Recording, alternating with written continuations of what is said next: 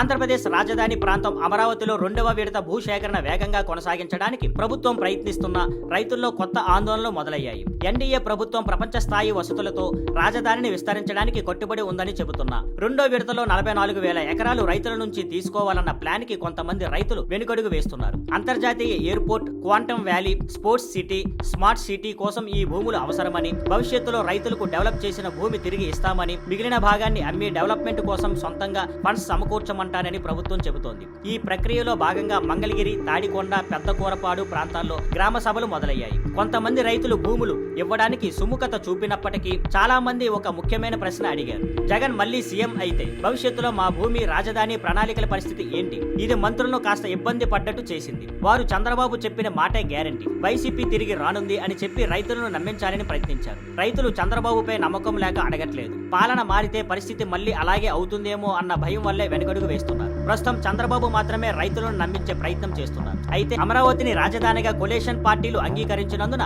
Janasena, BJP నేతలు కూడా ఈ ప్రక్రియలో పాల్గొని రైతులకు భరోసా ఇవ్వాలి అని రైతులు భావిస్తున్నారు. ఇప్పుడు రైతులు ఈ భయాన్ని తొలగించకపోతే భూసేకరణ ప్రక్రియను ఇంకా అడ్డంకులు రావడం కొనసాగుతుంది. Thank you for watching. Please like, share and subscribe.